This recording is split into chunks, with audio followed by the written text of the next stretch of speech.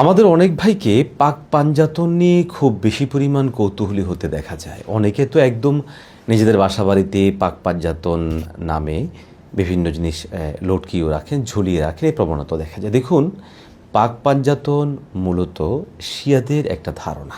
তারা পাক পাঞ্জাতন বলতে বুঝায় রাসূলুল্লাহ সাল্লাল্লাহু আলাইহি সাল্লামকে, হযরত আলী রাদিয়াল্লাহু তাআলা আনহুকে, হযরত ফাতেমা রাদিয়াল্লাহু তাআলা আনহা, হাসান হোসাইন রাদিয়াল্লাহু তাআলা আনহুমাকে।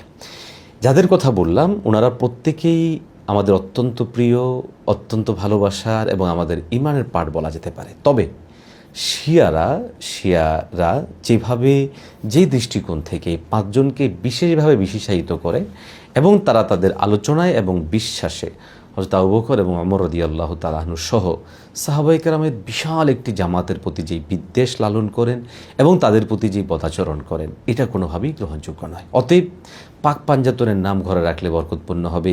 পাক পাঞ্জাতনের প্রতি আলাদা ভালোবাসা দেখাতে গিয়ে নবীর অন্যান্য সাহাবায়ে কেরামের প্রতি বিদ্বেষ দেখানো, এটা কোনোভাবেই কাম্য নয় এবং গ্রহণযোগ্য নয়।